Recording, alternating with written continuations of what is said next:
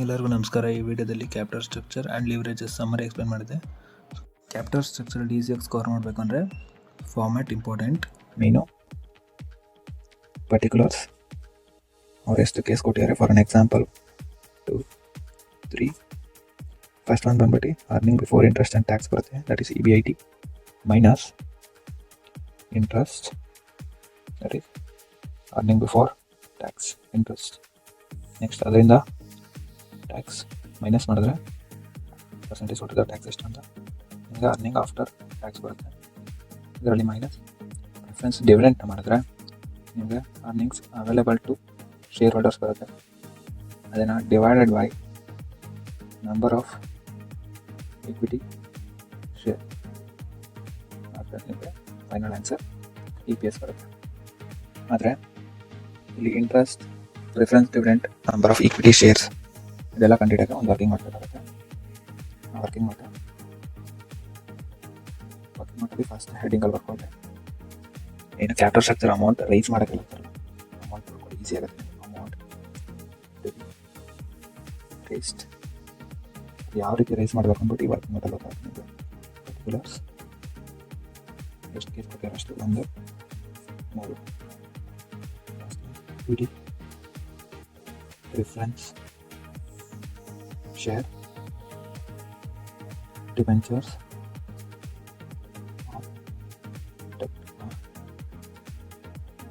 Long term borrowings.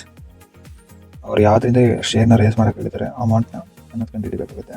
ಈಕ್ವಿಟಿಯಿಂದ ಹೇಳಿದರೆ entire amount ಈಕ್ವಿಟಿಯಿಂದ ತೊಗೋಬೋದು, ಇಲ್ಲ ಪಾರ್ಟ್ಲಿ ಈಕ್ವಿಟಿ, ಪಾರ್ಟ್ಲಿ ಪ್ರಿಫರೆನ್ಸ್ ಅಂದರೆ ಇದನ್ನ ತೊಗೊಳ್ರಿ, ಪಾರ್ಟ್ಲಿ ಈಕ್ವಿಟಿ ಮತ್ತು ಪಾರ್ಟ್ಲಿ ಡಿಬೆಂಚರ್ಸ್ ಅಂದರೆ ಏನಾದ್ರು ಅಂತ ಬೆಟರ್. ಒಂದು ಟೋಟಲ್ ಕಾಲಮ್ ಬರ್ಕೊಂಡ್ರೆ ಅಮೌಂಟ್ ಏನು ರೈಸ್ ಮಾಡೋಕ್ಕೆ ಹೇಳಿದಾರಲ್ಲ ಅದನ್ನು ಟೋಟಲ್ ಕಾಲಮ್ ಬರ್ಕೊಂಡ್ರೆ ನಿಮ್ಗೆ 3 ಟೋಟಲ್ ಮಾಡಿದ್ರೆ ಅಮೌಂಟ್ ಬಂದರೆ ನೀವು ಮಾಡ್ತೀವಿ ಅದು ಕರೆಕ್ಟ್ ಅಂತ ಗೊತ್ತಾಗುತ್ತೆ. ಮತ್ತು ನೆಕ್ಸ್ಟ್ ಲೈನಲ್ಲಿ ಇಂಟ್ರೆಸ್ಟ್ ಬರ್ಕೊಂಡು ಇಂಟ್ರೆಸ್ಟು ಡಿಬೆಂಚರ್ಸ್ ಅವ್ರ ಲಾಂಗ್ ಟರ್ಮ್ ಬಾರೋಯಿಂಗ್ಸ್ ಅವ್ರ ಡೆಪ್ ಇದ್ದರೆ ಇಂಟ್ರೆಸ್ಟ್ ಬರುತ್ತೆ. ಅವ್ರ ಪರ್ಸೆಂಟೇಜ್ ಕೊಟ್ಟಿರ್ತಾರೆ ಎಷ್ಟು ಅಂತ ಅದ್ರ ಪ್ರಕಾರ ಇಂಟ್ರೆಸ್ಟ್ ಬರುತ್ತೆ. ನೀವು ಅಮೌಂಟ್ ರೈಸ್ ಮಾಡೋದ್ರ ಮೇಲೆ next preference dividend. Preference dividend preference share ಕೊಟ್ಟಿದ್ರೆ ಮಾತ್ರ ಪ್ರಿಫರೆನ್ಸ್ ಡಿವಿಡೆಂಟ್ ಬರುತ್ತೆ. ಅದರಲ್ಲಿ ರೈಸ್ ಮಾಡಿದರೆ ಅದ್ರ ಪ್ರಕಾರ ಬರುತ್ತೆ. Next number of shares. Number of ಶೇರ್ಸಲ್ಲಿ ನ್ಯೂ ಮತ್ತು ಓಲ್ಡ್ ಇದೆ. ಇದರಲ್ಲಿ ನ್ಯೂ ಬರಬೇಕು ಅಂದರೆ ನೀವು ಮೇಲ್ಗಡೆ ಕ್ಯಾಪಿಟಲ್ ಸ್ಟ್ರಕ್ಚರ್ ರೈಸ್ ಮಾಡಿರೋ ಅಮೌಂಟಲ್ಲಿ ಈಕ್ವಿಟಿಯಿಂದ ಅಮೌಂಟ್ನ ತೊಗೊಂಡಿರ್ಬೇಕು, ಅವಾಗ ಮಾತ್ರ ನ್ಯೂ ಬರುತ್ತೆ. ಓಲ್ಡ್ ಬಂದ್ಬಿಟ್ಟು ಕ್ವಶನಲ್ಲಿ ಫಸ್ಟ್ ಟೈಮ್ ಎಕ್ಸಾಮ್ ಮಾಡಿರುತ್ತೆ ಕಂಪನಿ ಹತ್ರ ಎಷ್ಟು ಈಕ್ವಿಟಿ ಶೇರ್ ಇದೆ ಅಂತ. ಇಲ್ಲ ಈಕ್ವಿಟಿ ಶೇರ್ದು ಅಮೌಂಟ್ ಕೊಟ್ಟಿರ್ತಾರೆ, ಅಮೌಂಟ್ನ ಡಿವೈಡೆಡ್ ಬೈ ಫೇಸ್ ವ್ಯಾಲ್ಯೂ ಮಾಡಿದ್ರೆ ನಿಮಗೆ ಈಕ್ವಿಟಿ ಬರುತ್ತೆ. ಎರಡನ್ನೂ ಟೋಟಲ್ ಮಾಡಿಕೊಡ್ರೆ ನಿಮಗೆ ನಂಬರ್ ಆಫ್ ಶೇರ್ಸ್ ಸಿಗುತ್ತೆ. ಈ ನಂಬರ್ ಆಫ್ ಶೇರ್ಸ್ ಸಿಕ್ಕಿದ್ನ ಇಲ್ಲಿಗೆ ಕಳಿಸ್ತೀರ, ಮತ್ತು ಸೇಮ್ ಏನು ಪ್ರಿಫರೆನ್ಸ್ ಡಿವಿಡೆಂಟ್ ಇತ್ತಲ್ಲ ಅದನ್ನು ಇಲ್ಲಿಗೆ ಹೋಗುತ್ತೆ, ಮತ್ತು ಹಾಗೆ ಡಿಬೆಂಚರ್ಸಿಂದ ಏನು ಇಂಟ್ರೆಸ್ಟ್ ತೆಗೆದಿರ್ತಾರಲ್ಲ ಅದು ಮೇಲೆ ಹೋಗುತ್ತೆ. ಅಮೌಂಟ್ನ ಫಿಲ್ ಮಾಡಿಕೊಂಡ್ರೆ ನೀವು ಪ್ರಾಬ್ಲಮ್ ಮಾಡೋಕ್ಕೆ ಈಸಿ ಆಗುತ್ತೆ. ಇದು ಕ್ಯಾಪಿಟಲ್ ಸ್ಟ್ರಕ್ಚರ್ ಫಾರ್ಮ್ಯಾಟ್. ಲಿವರೇಜಲ್ಲಿ 3 ಪಾರ್ಟ್.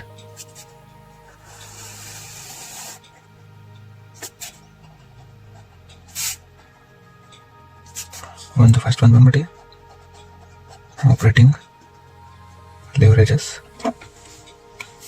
ಸೆಕೆಂಡ್ ಒಂದು ಬಂದ್ಬಿಟ್ಟು ಫೈನಾನ್ಷಿಯಲ್ ಲಿವರೇಜಸ್, ಥರ್ಡ್ ಒಂದು ಕಂಬೈನ್ಡ್ ಲಿವರೇಜಸ್.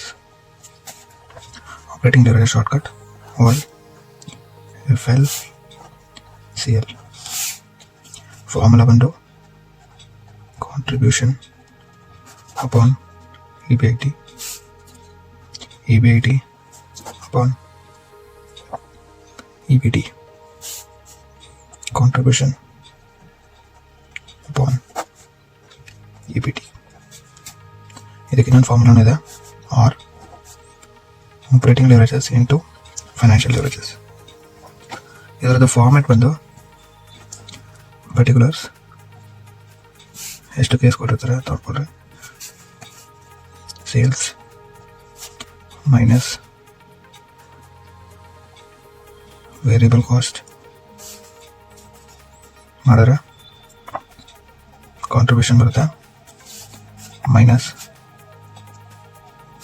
ಫಿಕ್ಸ್ಡ್ ಕಾಸ್ಟ್ ಮಾಡಿದ್ರೆ ನಿಮ್ಗೆ EBIT ಬರುತ್ತೆ, ಮತ್ತು ಮೈನಸ್ ಇಂಟ್ರೆಸ್ಟ್ ಮಾಡಿದ್ರೆ EBT ಬರುತ್ತೆ. EBTಯಲ್ಲಿ ಟ್ಯಾಕ್ಸ್ ಮೈನಸ್ ಮಾಡಿದ್ರೆ EAT ಬರುತ್ತೆ. ನಿಮಗೆ EBIT ಗಂಟೆ ಸಾಕು, ಒಂದು ಓದಿನ ಬೇಡ.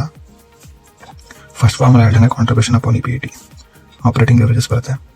Second formula EBIT upon EBT, financial ಲೆವರೇಜಸ್.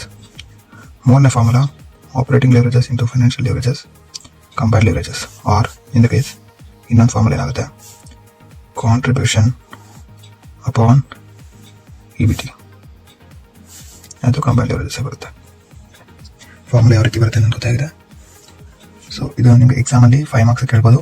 ಲೆವರೇಜಸ್ನ capital structure 12 marks ಕೇಳ್ಬೋದು. ಸೊ ಈ ವಿಡಿಯೋದಲ್ಲಿ 17 ಮಾರ್ಕ್ಸ್ ಅಷ್ಟು ಕವರ್ ಮಾಡಿದ್ದೀನಿ. ನೆಕ್ಸ್ಟ್ 5 ಮಾರ್ಕ್ಸ್ ಮತ್ತು 12 ಮಾರ್ಕ್ಸ್ ಕ್ವಶನ್ ಸಾಲ್ವ್ ಮಾಡಿ ಅಪ್ಲೋಡ್ ಮಾಡ್ತೀನಿ.